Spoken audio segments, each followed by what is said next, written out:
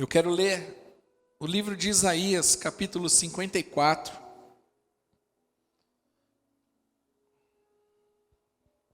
Rafa, traz para mim, Rafão, traz água para mim, fazendo favor. Falar Rafa aqui tá... Quero ler Isaías 54.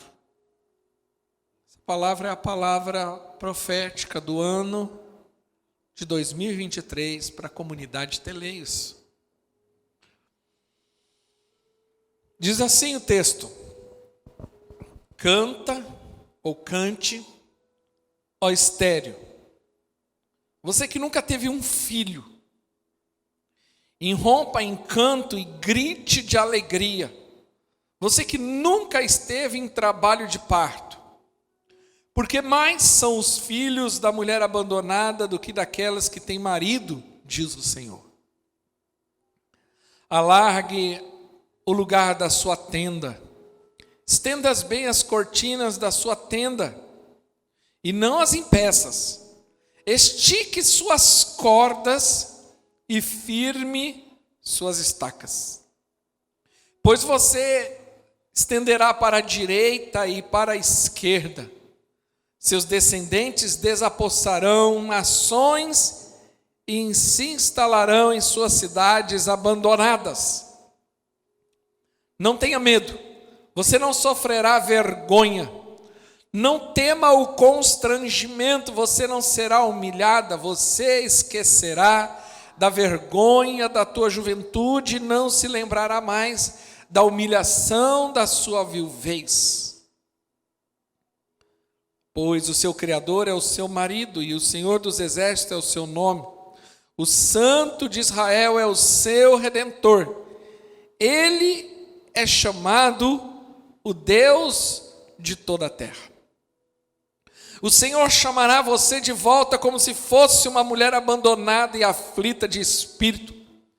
Uma mulher que se casou nova e apenas para ser rejeitada, diz o seu Deus.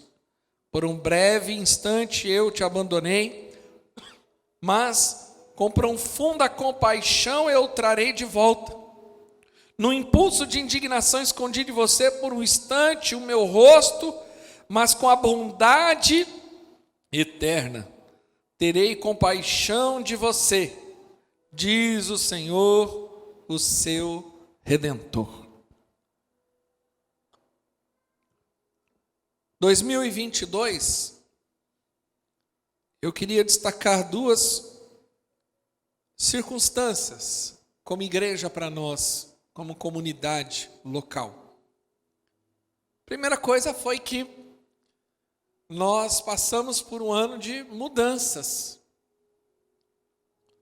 Foi um ano onde nós entendemos a importância de nos tornarmos maduros, de amadurecer no Senhor, que o propósito de Deus é que possamos crescer e amadurecer no Senhor, e por isso nos tornamos teleios.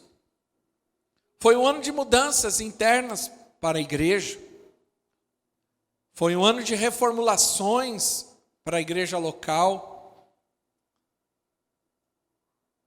Mas uma outra coisa que eu queria destacar também, além dessas mudanças, foi um ano onde nós paramos para analisar tudo aquilo que fizemos, para buscar percepções do Senhor, ou o próprio Senhor foi nos conduzindo como igreja nessas percepções, e coisas que estavam dando certo, coisas que precisavam melhorar. Foi um ano de muito ajuste interno. Foi um ano que, como se fosse uma planta, nós crescemos para baixo. É aquele período que eu me lembro, na casa dos meus pais, no fundo tinha um pomar, e tinha lá acho que se eu não me estiver enganado, um abacateiro, e ele não estava dando fruto.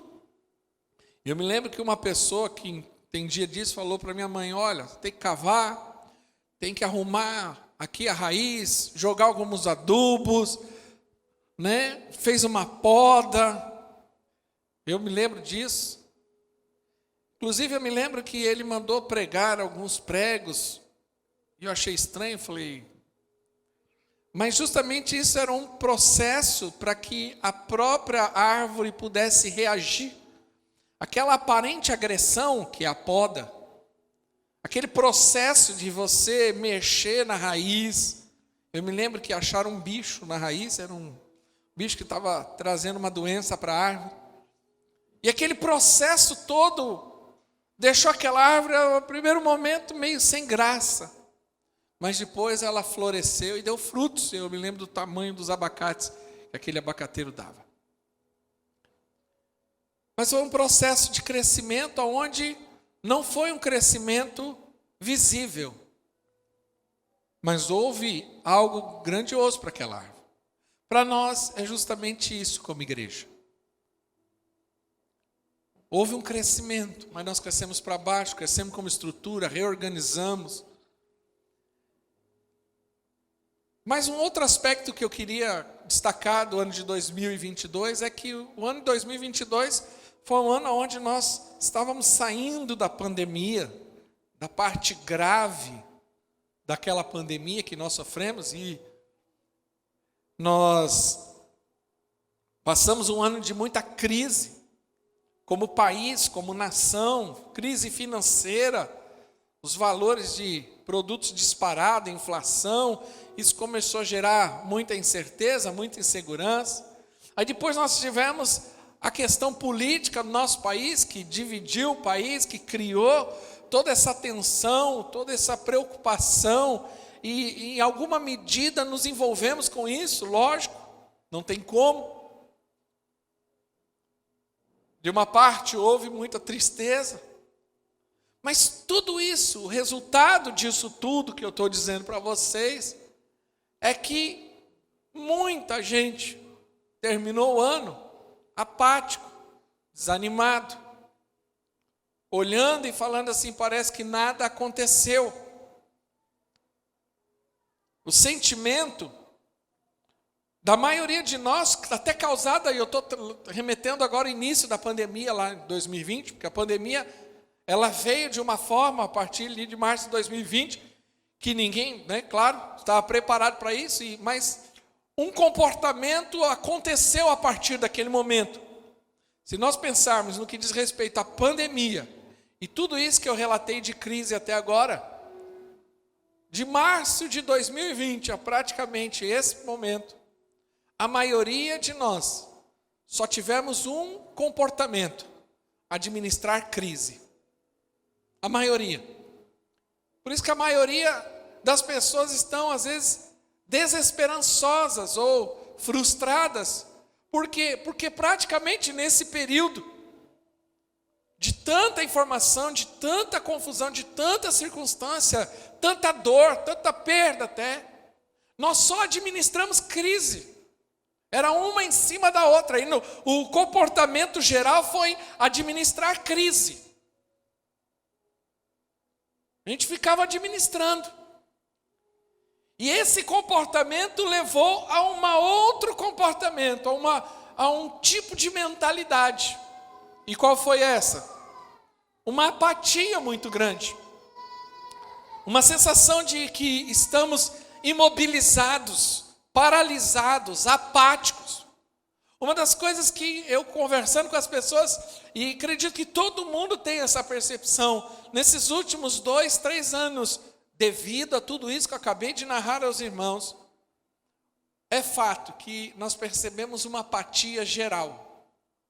A igreja nunca mais conseguiu ser a mesma. Eu estou dizendo que eu estou falando como igreja geral.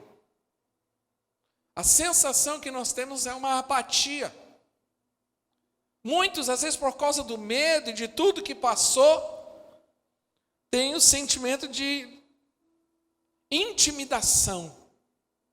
Porque além dessas crises gerais, nós temos as nossas crises pessoais no meio dessa história. Eu aqui narrei crise geral, aquela crise que todo mundo passou. Mas aí tem a minha e a sua crise pessoal. Cada um à sua medida. Então tudo isso gera o que também? Muita intimidação, muito medo, muita apatia. A sensação de que olhamos e não vemos o resultado. É isso que eu tenho ouvido até. Eu estou aqui narrando o que eu tenho ouvido, conversado com as pessoas. É a minha percepção que eu tenho do momento atual em que nós vivemos. E aí, olhando para as Escrituras, o Senhor me levou a esse texto de Isaías. Só para você entender o contexto. Por que Isaías, Deus profetiza por meio de Isaías, esse capítulo 54. Isaías, ele foi um profeta de um período muito interessante de Israel. Isaías teve um período como profeta longo. Foi um dos profetas mais influentes de Israel. O seu ministério atuou durante o período de 4 reis, no período ali da divisão dos reinos. Ele foi um profeta no período de Uzias, isso está narrado inclusive no capítulo 6, no ano da morte do rei Uzias. Ele foi profeta no período que Jotão foi rei, que Acás foi rei, que Ezequias foi rei. Israel vivia um momento de muita turbulência interna. Porque Israel vinha de um histórico de divisão. Após ali o reinado de Salomão, o reino de Israel se dividiu em 2. Reino do norte, reino do sul. As 12 tribos se dividiram. 2 para um lado, 10 para outro. E agora o reino de Israel está completamente dividido. Um rei dominava o norte, outro rei dominava o sul. Por isso que quando você lê lá o livro de Crônicas e o livro de Reis, você percebe claramente esse processo. Ali narra esse período da história de Israel. É interessante que parece coincidência o que nós vivemos hoje de governo, tudo dividido. Por conta dessa divisão e por conta das administrações de cada um desses reis, uns foram até relativamente bons, mas a grande maioria um desastre. E isso foi enfraquecendo a nação de Israel. Israel foi se tornando uma nação dividida. Jesus deixa claro isso, que casa dividida não subsiste, não prospera. Então, todo lugar que é dividido, por mais que tente, pode ver que não vai para frente. Então, eles já tinham esse problema. Mas por causa das administrações ruins, reis que entraram e se tornaram idólatras, permitiam ali a idolatria tomando conta de Israel. Por conta de tudo isso se instalou e se agravou uma crise generalizada em Israel, uma crise institucional, uma crise financeira, uma crise espiritual. Quando você lê a narração dos fatos, você vê um matando o outro, um acabando com o outro, um querendo destruir a vida do outro. E além disso, Israel agora é invadida pela Síria, pelo norte. A parte norte é tomada pela Síria.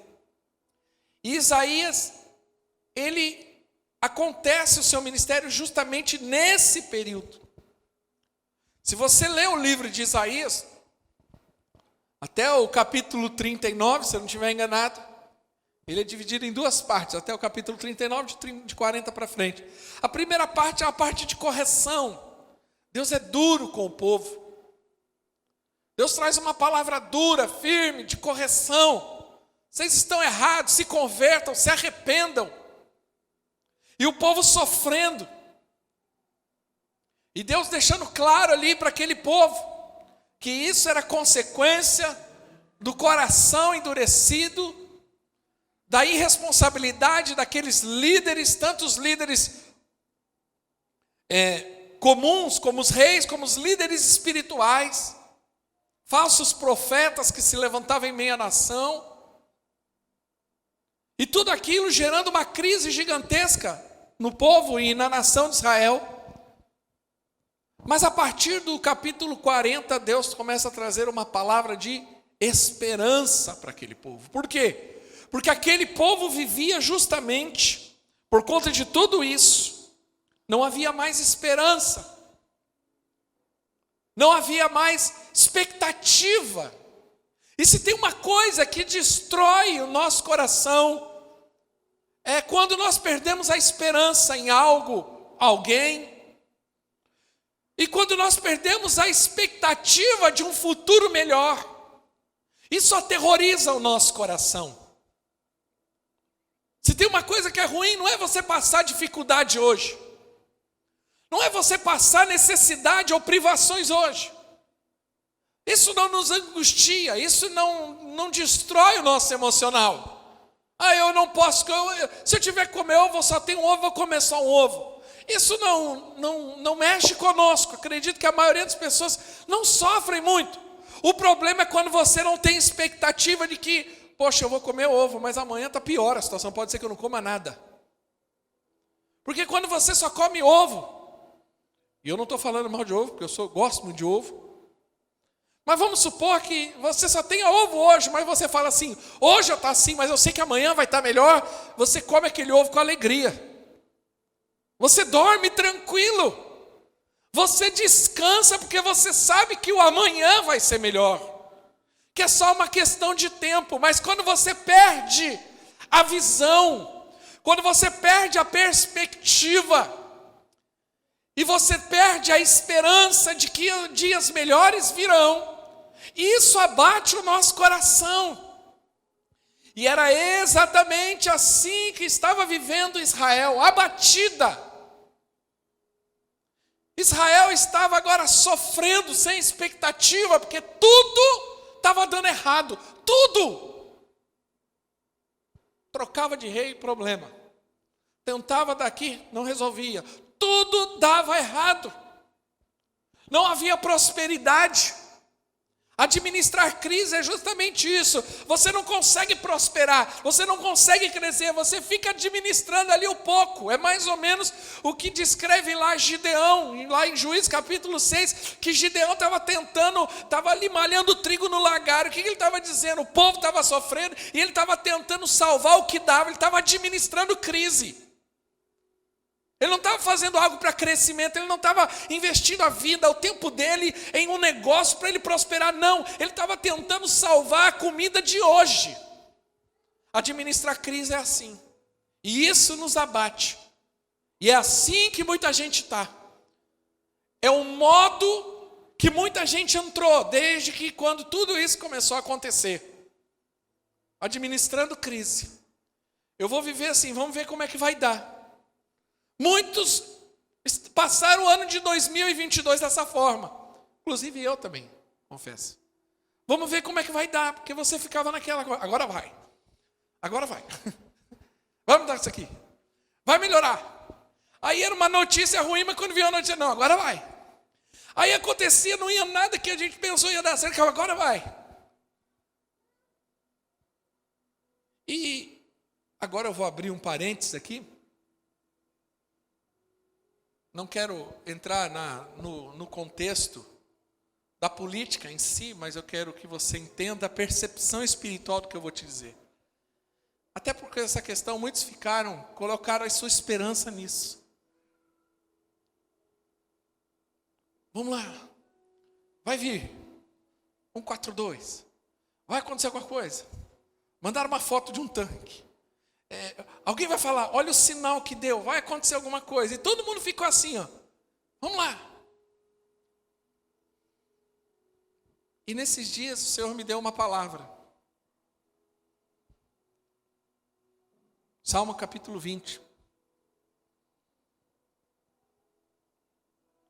Porque muitos estavam com a sua esperança nisso. E o desespero de boa parte das pessoas é o seguinte: se isso não acontecer, nós estamos lascados. O que vai ser da nossa vida a partir do dia 1 de janeiro? Sejamos sinceros, mas você não precisa responder para mim. Quantos não pensaram desse jeito? Mas aí o Senhor me trouxe uma palavra. E a partir do momento que o Senhor me trouxe a palavra, eu confesso a vocês que eu me tornei cético. Muito cético. Até as pessoas ao meu lado, quando tocavam nesse assunto, eu deixava muito claro meu ceticismo em relação a tudo isso. Eu não acredito em nenhum momento mais que governo, ou instituição, ou sistema pode resolver a minha vida. Mas eu creio no que está escrito no capítulo 20, no versículo 7. Alguns confiam em carros, outros em cavalos, mas nós confiamos no nome do Senhor, o nosso Deus. Eles vacilam e caem, mas nós os erguemos e estamos firmes. Essa é a palavra para a tua vida. Confia no Senhor. O Senhor é a tua rocha. O Senhor é a tua fortaleza. O Senhor é o teu braço forte. Ele é o que te sustenta. É dele que vem a nossa esperança. Quem crê, diga amém. E diante disso tudo, desse contexto que eu acabei de narrar de Israel, que é até semelhante, e eu estou fazendo esse paralelo justamente para você entender que a história é algo interessante, que ela se repete. Muito parecido com o que nós estamos vivendo. Israel viveu exatamente muito parecido com o que nós estamos vivendo. Só que é nesse contexto que Deus levanta um profeta. E esse profeta, num ambiente de calamidade, de desesperança, de incredulidade, de apatia espiritual, é nesse contexto que Deus vem e se levanta ali em Isaías 54, e ele começa a dizer a uma nação estéril, uma nação paralisada, um povo apático, e ele levanta a sua voz e diz: canta, ó estéril, canta. Canta, ó estéril, você que nunca teve um filho, irrompe em canto e grite de alegria, você que nunca esteve em trabalho de parto, porque mais são os filhos da mulher abandonada do que daquelas que têm marido. Deus estava trazendo uma palavra de esperança para aquele povo abatido, para aquele povo que estava cansado de ser oprimido pelos inimigos, daquele povo que estava cansado de colocar suas expectativas em homens e homens falharem, aquele povo que produzia, trabalhava e não via resultado. Deus olha para aquele povo e diz: canta, ó estéril, se alegrem, porque mais serão os filhos de vocês do que da mulher que tem marido. Essa é a palavra do Senhor para nós nesses dias. Abandone o lamento. Que 2023 nós possamos ter resoluções, sim. Resoluções são aquelas decisões que nós tomamos e dizemos: Senhor, desse ano vai ser desse jeito, desse ano vai ser dessa maneira. E que a sua resolução de 2023 inicial hoje seja: eu abandonarei o lamento da minha vida. Não vou mais andar arrastando chinelo, não vou mais andar cabisbaixo, não vou mais andar reclamando, desesperançoso em relação à vida, mas eu vou começar a me alegrar no Senhor, porque Ele é a minha força.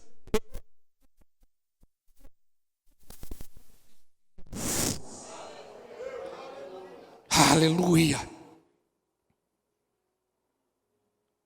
Abandone o lamento. Ele diz: canta. Ele convoca um povo estéril a cantar e adorar. Porque, querido, se tem uma coisa que traz tristeza, é alguém estéril. Na Bíblia relata claramente o sofrimento de Ana, lá em 1 Samuel, que não podia ter filhos, e ela clamava e não via resultado. Havia uma dor dentro dela por causa da esterilidade. Por quê? Porque o propósito dela, daquela mulher, era ser mãe. Ela entendia que ela precisava cumprir esse propósito. E o propósito era frutificar, era honrar a Deus por meio de seus filhos. Você vê a tristeza ali de outras mulheres na palavra de Deus, que chegavam a dizer: Senhor, dai-me filhos, senão eu morro. Essa é a tristeza do estéril. É a angústia de não ver nada acontecendo. Ou seja, a esterilidade causa tristeza, lamento, angústia. Você nunca vai encontrar um estéril cantando, pulando de alegria, porque isso é resultado de quem está tendo frutos. Quem dá fruto canta. Imagine quem ganhou a Mega Sena da virada. Está feliz até agora. Estou dando exemplo. Você nunca vai ver alguém chegar aqui e contar um testemunho triste. Irmãos, eu estou triste porque eu comprei uma casa. Não. Eu estou triste aqui porque, olha, aconteceu isso na minha vida. Não. Por quê? Porque é automático. Se você está dando frutos, vai trazer uma alegria, vai trazer um sentimento de satisfação. E Deus olha para aquele povo que está passando por isso e diz: canta, ó estéril. Ele fala: abandona o lamento. Só que é interessante que ele diz assim: canta, ó estéril, você que nunca teve filho. Irrompa com canto e grito de alegria, você que nunca esteve em trabalho de parto. Quero trazer uma palavra profética para a igreja. Será de forma sobrenatural. Ele está dizendo para aquela mulher que nunca teve a experiência de ter um filho. Ela nem sabe como que é isso. Ela não tem noção como funciona esse processo. Se você perguntar para alguém que já passou por esse processo, ela te fala: olha, acontece isso, acontece aquilo, a dor, a barriga, é isso, aquilo. Nós temos algumas irmãs aqui da nossa igreja que estão grávidas e bem barrigudas e estão passando por esse processo. Chutar, de doer, já consegue dormir direito, né? Começa a estalar o quadril alarga, está se preparando. Mas ele está dizendo: olha, você que nunca teve dor, você que nunca teve essa experiência, não se preocupe, comece a adorar, porque você será frutífero. Vai ser algo de forma sobrenatural. Quem está entendendo, diga amém. Vai ser de forma sobrenatural. Ele está chamando e convocando um povo estéril a viver pela fé. Porque até então a confiança dele estava sendo colocada no lugar errado. E nós precisamos entender que nós fomos chamados para viver pela fé. Jesus é o nosso autor e consumador da nossa fé. Quando eu olho para Jesus, o meu coração se enche de fé. O justo viverá pela fé. A Bíblia diz que nós andamos pela fé, nós vivemos pela fé. É dessa maneira que nós devemos nos mover. E que essa deve ser a resolução de 2023. Eu vou viver pela fé. Hebreus capítulo 11, versículo 1 define o que é fé. Fé não é apenas um sentimento de crer em algo. Não. Isso é fé, mas é uma fé primária. Ok, eu creio em Deus, ótimo. Mas viver no sobrenatural e ver milagres exige de nós um outro tipo de fé. E Deus está nos chamando para crescer. Esse é o propósito de Deus. A primeira coisa que nós precisamos crescer é crescer na fé. Que fé é essa? Ora, a fé é a certeza daquilo que esperamos e a prova das coisas que não se veem. Fé é a certeza daquilo que esperamos. Hoje é o dia 1º de janeiro de 2023. A pergunta é: qual é a sua fé para 2023? O que você espera? Qual a sua esperança? Qual a sua expectativa desse ano? Qual é a certeza que esse ano será um ano abençoado? Nós estamos aqui apenas declarando, fazendo aqui como se fosse uma... Como é que o pessoal faz no final do ano? Hã? Não, que eles acreditam em pular em 7 ondas. Simpatia. Vestir amarelo. Ou comer lentilha. Isso é simpatia. Não, não é isso que nós estamos fazendo isso aqui. Tem alguns que acham que isso aqui é simpatia gospel. eu vou passar o ano declarando. Não, não é isso. Eu estou aqui ativando a tua fé. Para dizer o que você espera de 2023. Como você vai começar o seu ano. Quer que eu te leve a outro nível de fé para você entender melhor esse texto? Romanos capítulo 4, versículo 17. Quando Deus relata sobre a fé de Abraão, e Abraão foi chamado de Abraão, porque Deus falou, você vai ser pai de muitas nações, mas falou para um homem velho de idade estéril. Deus falou para ele, você vai ser chamado pai de muitas nações, mas eu ainda não tenho filho. Não importa, você vai começar a declarar isso na tua vida. E Deus fala assim, como está escrito, eu o constituí pai de muitas nações. Ele é o nosso pai aos olhos de Deus, em quem creu. E Deus que dá vida aos mortos e chama, guarda isso no teu espírito. Pega isso para você. Ele chama a existência coisas que não existem como se existisse. Esse é o nível de fé que nós precisamos caminhar. Nós precisamos crescer nesse nível de fé. Quando Deus olha e fala assim, canto a Esther, Ele está falando, estou chamando vocês para um nível de fé. Eu vou andar como se já fosse. Eu vou viver como se eu já fosse, porque tudo aquilo que Deus definiu, Ele já definiu na cruz, já aconteceu. Agora eu preciso me apropriar. E Deus fala, Ele chama a existência como se não existisse, como se já aconteceu. É esse o nível de fé que nós precisamos crer. Começa a declarar aquilo que você já pode viver e enxergar pela fé. Eu já vejo. Tome posicionamentos de fé esse ano que façam que você, a partir de hoje, já comece a declarar aquilo que você quer viver no Senhor. Não espere até o dia 31 de dezembro para você viver aquilo que Deus já pode te dar hoje. Quem está entendendo, diga amém. Traga a existência como se já existisse. Isso é fé. Isso é fé.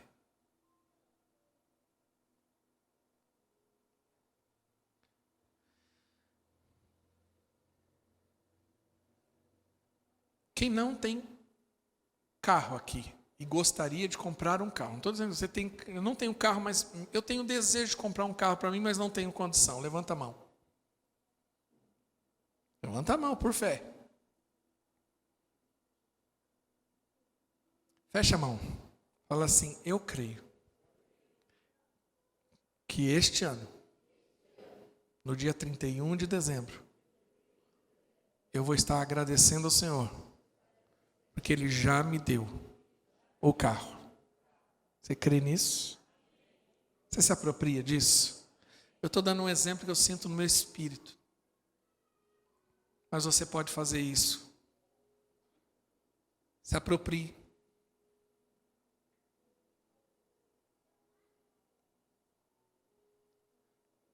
Você que é líder de célula, se aproprie da multiplicação da sua célula. Nós precisamos viver isso. Nos mover por conta disso. Eu vejo. Você que veio aqui à frente na oração, que deseja abrir um negócio. Você já consegue enxergar isso? Porque se não tiver claro no teu coração, você não vai conseguir alcançar. Você precisa chamar a existência como se já existisse.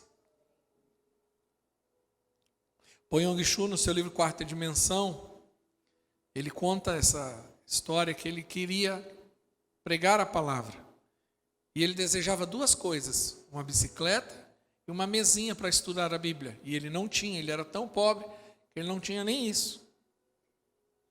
E ele fala que ele começou a declarar, eu já vejo. E ele falava, Senhor, obrigado, porque no Senhor o Senhor já me deu uma bicicleta. Obrigado porque eu já vejo uma escrivaninha aqui. Ele começou a chamar a existência, Senhor, já tenho. Obrigado, porque eu sei que isso já é meu, o Senhor já me deu, eu já me vejo andando de bicicleta, eu já me vejo indo visitar pessoas, eu já me vejo estudando nessa mesinha. E ele diz que de forma sobrenatural, naqueles dias, chegou para ele tanto a bicicleta como a mesinha, e o ministério dele foi um dos ministérios mais influentes da nossa geração. Tudo porque um homem creu. Ele conta num dos seus livros que ele fala assim, que um dia Deus falou com ele em relação à fé, e ele falou assim: Deus, eu quero ser pastor de 1000 pessoas. 1000, que era uma coisa absurda para ele na época, muito grande. E ele falou que ele começou a declarar: eu sou pastor de 1000, eu já vejo a minha igreja com 1000 pessoas. Deixa eu falar para você, o ministério dele chegou a alcançar, numa igreja local, numa única igreja dentro da cidade de Seul, 800.000 pessoas congregando na igreja. Chama a existência. Comece a chamar a existência aquilo que Deus tem para você.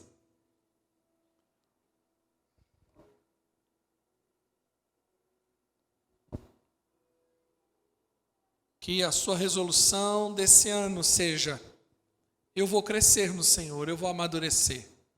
Segunda carta de Pedro, capítulo 3, versículo 18, Pedro encerra a sua carta, dando a seguinte orientação para a igreja.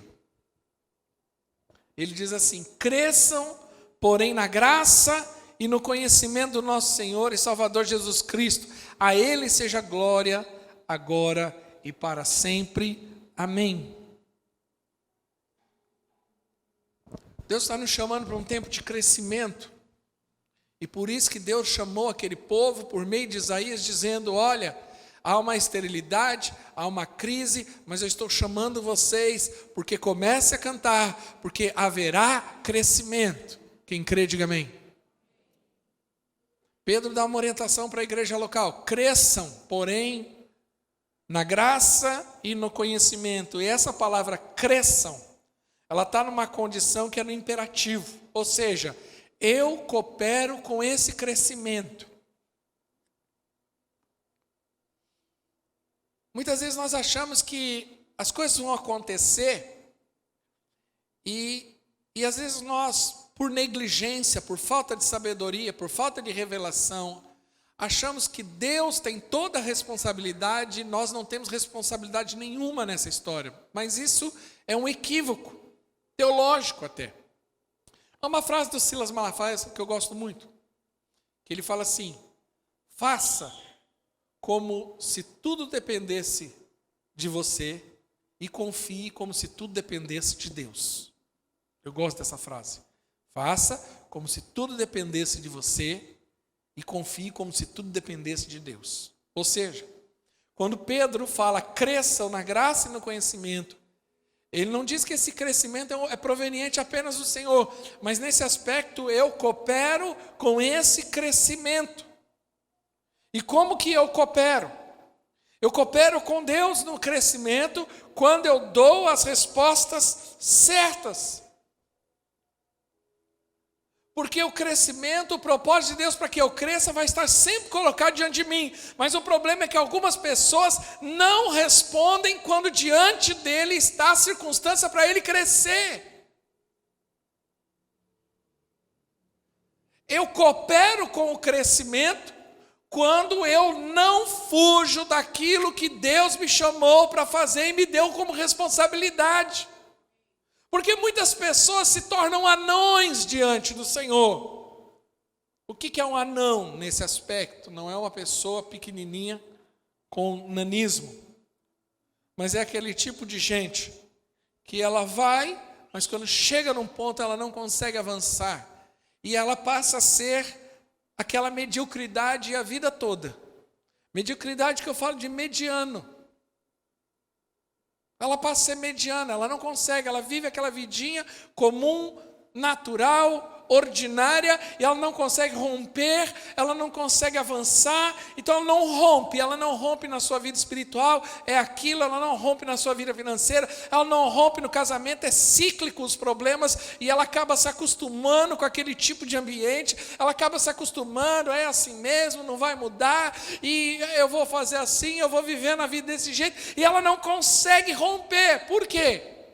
Porque ela não responde, ela não coopera com o crescimento. Por quê? Porque simplesmente ela foge quando era para ficar. E assumir a responsabilidade, e enfrentar a circunstância, em aceitar aquele projeto de Deus, mesmo que seja dolorido, seja um processo, mas eu aceito esse deserto, eu não fujo desse deserto, eu não vou tentar cortar caminho nesse deserto, mas eu vou assumir a minha responsabilidade, eu vou me posicionar nisso para que eu creia que Deus está fazendo algo comigo. Mas eu não fujo, mas nós vivemos numa geração de fujões, de homens e mulheres que quando estão diante de uma circunstância, diante da crise, não sabem lidar com as pressões da crise, não sabem lidar com a pressão do pecado, não sabem lidar com a pressão da carne, com as opressões espirituais, e aí ela foge, ela abandona, voltando o mesmo processo cíclico na vida dela, e ela não avança. E é justamente o que Deus fala em Isaías 54.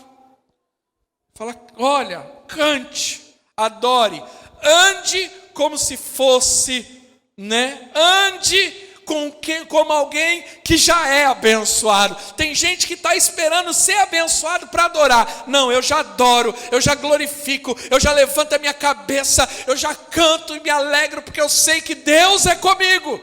Esse é o chamado de Deus para nós. Mas no versículo 2 ele fala justamente isso. Ele vai para uma parte prática dessa mensagem. Isaías 54, 2.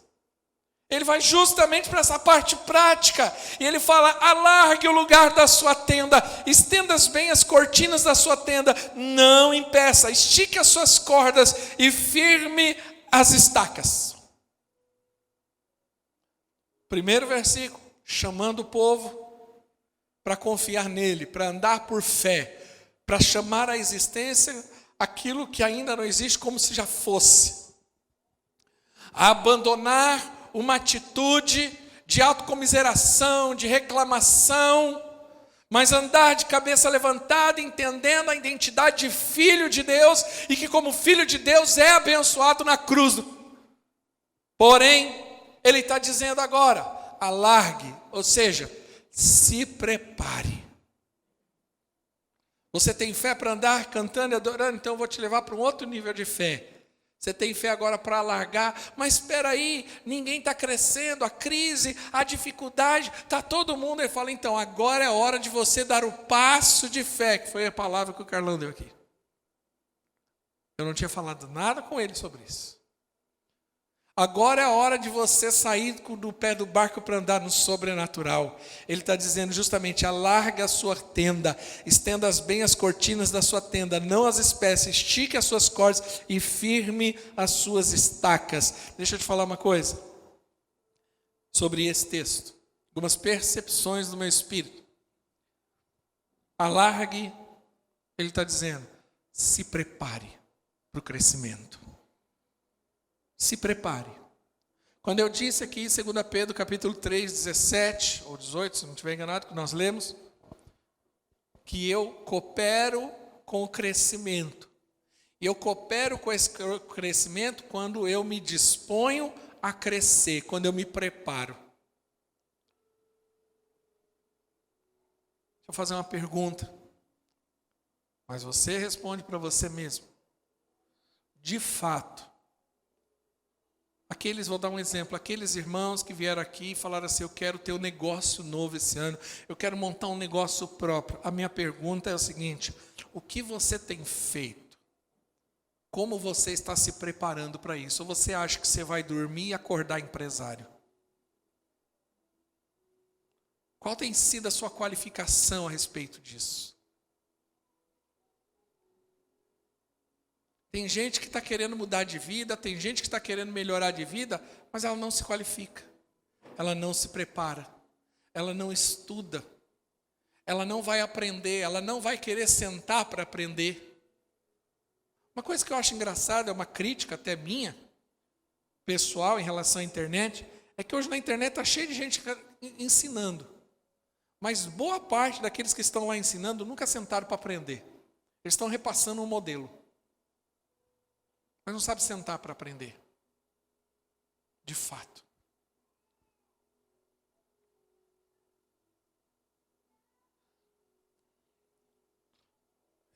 Eu tenho motivado isso, já não é de agora.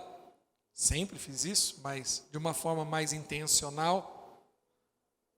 O ano passado, que foi ontem, né? Então ontem já era o ano passado. Mas no ano passado, que não foi ontem, já faz alguns meses, o Diogo voltou a estudar e entrou na faculdade. Está estudando lá um curso de marketing. Justamente para se qualificar, para melhorar aquilo que Deus tem colocado no coração dele em relação a negócio próprio, a ganhos, a estrutura da família. É assim que funciona. É assim que a vida acontece. Às vezes nós espiritualizamos aquilo que não é para espiritualizar. Ou colocamos na conta de Deus aquilo que é responsabilidade nossa.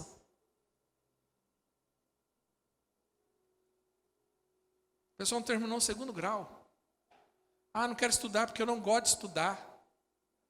Eu não gosto de estudar. Deixa eu falar uma coisa para você, pode ser que soe repetitivo. Mas na vida, a gente não faz o que gosta, a gente faz o que é necessário. Criança faz o que quer. Adulto faz o que é necessário. Eu não gosto de estudar matemática, não importa, eu vou estudar porque isso pode me ajudar muito naquilo. Eu quero crescer no ministério. Nós vamos lançar, semana que vem eu vou falar sobre o nosso curso de teologia. Eu quero conhecer Bíblia, eu quero entender. Então, nós vamos estar disponibilizando um curso de teologia para os irmãos que já terminaram o nosso curso Teleis, o antigo curso Maturidade CTL, para ir além, para aprender. E aqueles que almejam o ministério, melhor ainda, porque sem isso não vai a lugar nenhum.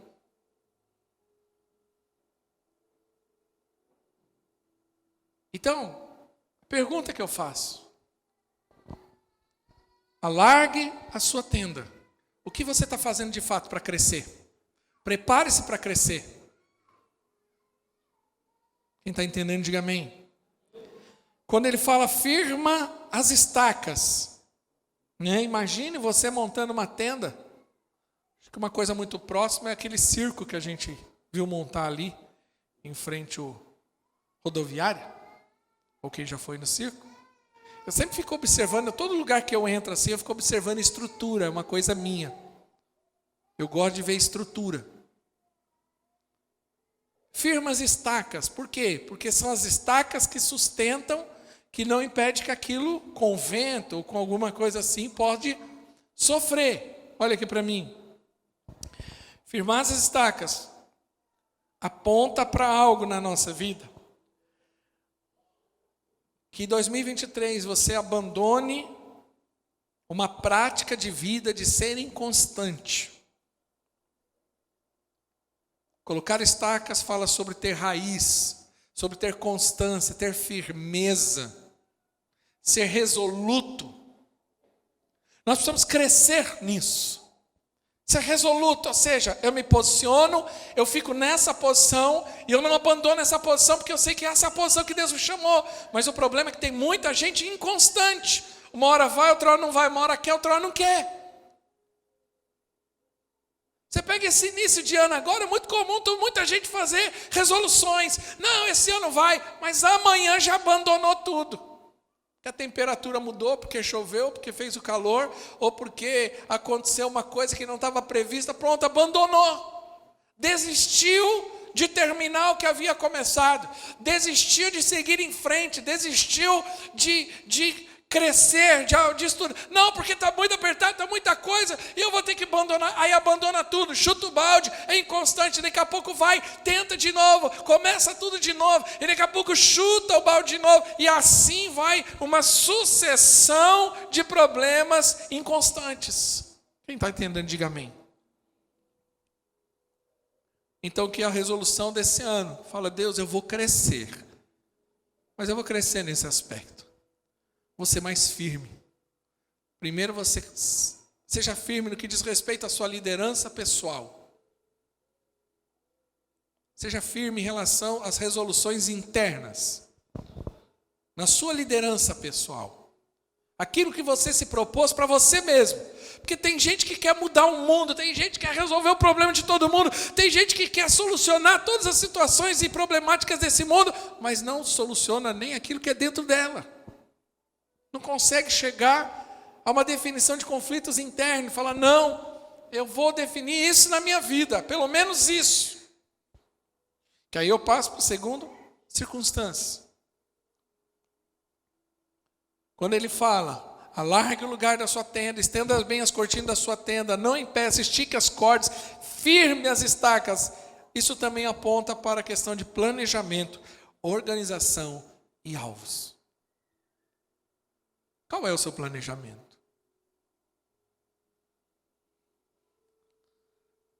Eu comentei aqui que eu fiz uma reunião, eu fiz algumas, porque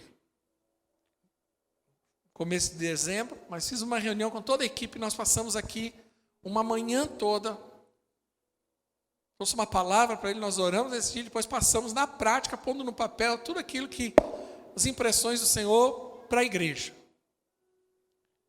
Aí eu pego essa semana agora, que é entre Natal e Ano Novo, sempre faço isso, uma semana que eu não atendo ninguém, fico fechado aqui dentro, fazendo planejamento.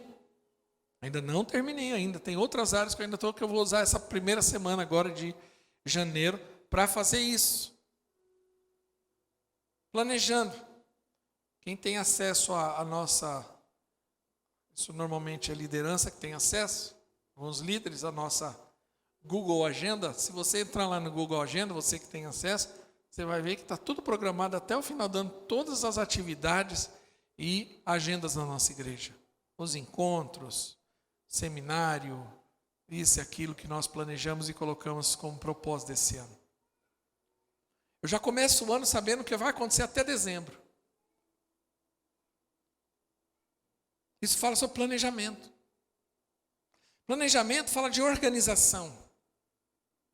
Perceba que quando você começa a ler Gênesis, capítulo 1, a Bíblia diz que o mundo era sem forma e vazio. Aquela palavra sem forma e vazio, na expressão original do hebraico, é um caos. Algo aconteceu e virou um caos. Não vou entrar em detalhes, que senão vai gerar muito questionamento e você vai perder o fio da meada aqui. Mas aí em Gênesis capítulo 1, versículo 2 seguinte, Deus começa a pôr em ordem o caos. E disse Deus, separa o mar, a água com a terra, firmamento, tal. Começa a colocar em ordem. Ele começa a organizar, depois que tudo está em ordem, está bonito, está organizado, ele vem e coloca o homem, Adão, depois ele coloca a Eva. E aí depois que ele coloca Adão e Eva, ele traz uma palavra de direção de como eles deveriam conduzir e administrar aquilo. Organização. Quando Davi vai passar o reinado para Salomão, e ele fala, filho, você vai construir o templo. Ele coloca a planta, interessante que Davi coloca até a escala do louvor de uma igreja que não estava construída. Imagine isso, Diogo. Até a escala do louvor, a organização tal que era o templo. Havia uma escala. Deus trabalha com ordem, com organização. Eu estou falando de uma percepção minha espiritual. Bagunça, desordem é lugar de demônio. Pode ver, aonde há miséria, aonde tem demônio, aonde tem isso, é tudo bagunçado, desorganizado, tudo bagunçado. Espírito de Maria Mulambo. Pode falar. Tudo bagunçado. Tem a vida de gente que é tudo bagunçado, não põe nada em ordem. A vida dela pessoal é uma bagunça. Não tem organização nenhuma.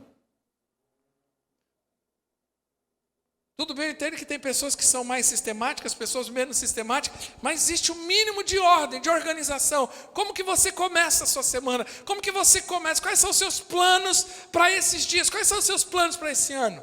Você já pôs no papel? Então coloque.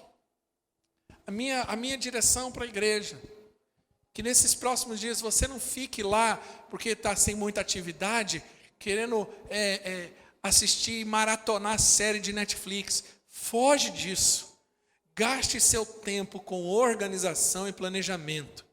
Ah, não, depois eu vou começar, depois nós vamos começar a fazer, e aí nós vamos começar a fazer, e você faz tudo atrapalhado, e vai isso, aquilo, aí vê, não deu certo. Não, Jesus fala que esse tipo de atitude é imprudente, é insensata.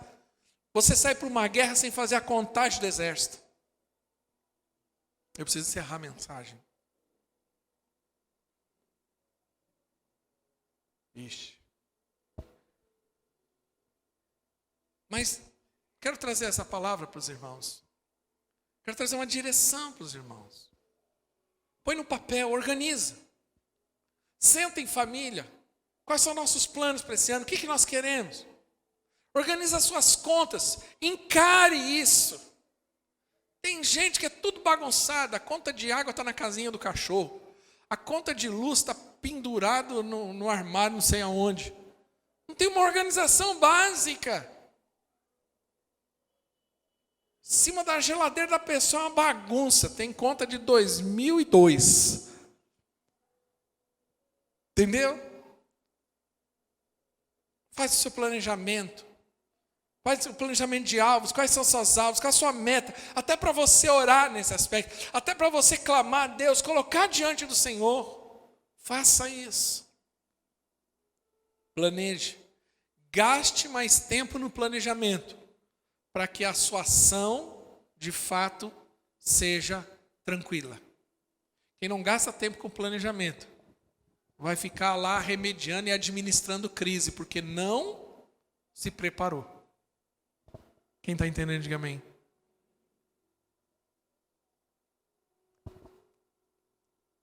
Eu conversava, nós tínhamos aqui o irmão, o Cadu, e ele trabalhava numa multinacional, ele até voltou para Curitiba, e ele conversando comigo sobre a empresa que ele trabalha, é uma multinacional que tem aqui empresa no país. E que, isso eu conversei com ele, já acho que tem 1 ano e meio quando eu conversei esse assunto. Eles estavam fazendo planejamento 2028, 2029, 2030 da empresa. O planejamento 2028, 29 e 30. Nós estamos em 2023, eu já falei com ele, ainda era, se eu não estiver enganado, era 21. Eles já estavam planejando os próximos 7, 8 anos, no papel, no detalhe. Não é planejamento, eu quero, não. Põe no detalhe, custo, valor, quanto investimento, o que seria, o que vai acontecer, prevendo o mercado. E olha que nosso país brinca com isso, né? Você não sabe, tá bem, os caras conseguem. Eu estou dando um exemplo. Que isso tem a ver com mentalidade. Que você possa colocar diante do Senhor. E eu quero encerrar com o versículo 3. Fique de pé. A banda pode subir. O versículo 3 diz assim: pois você se estenderá para a direita e para a esquerda. Seus descendentes desapossarão nações e se instalarão em suas cidades abandonadas. 2023 é o ano para nós crescermos. Quem crê, diga amém. Deus está nos chamando para crescer. Deus vai te empurrar para crescer. Deus vai permitir circunstâncias para crescermos. E nós precisamos avançar nisso. Crê nisso? E olha como é importante nós assumirmos isso diante de Deus. Porque a palavra de Deus diz que aquela começa dizendo a respeito de uma mulher estéril. Uma nação sem esperança. Uma nação apática. E no versículo 3 ele está dizendo, olha, não só você, mas a bênção de Deus será tão grandiosa e o favor de Deus tão grandioso, que ela vai passar de você e outros serão atingidos. Outros serão beneficiados com a bênção que Deus fará na tua vida. Quantos creem nisso? Você será canal de favor de Deus para outros. Pessoas serão abençoadas por conta daquilo que Deus fará na tua vida. Você crê nisso? Sua família será atingida. Levante suas mãos. Pessoas ao seu redor serão beneficiadas pela unção e graça que haverá na tua vida neste ano de 2023. Mas que a sua resolução desse ano seja: Deus, eu não vou ficar da maneira que eu comecei.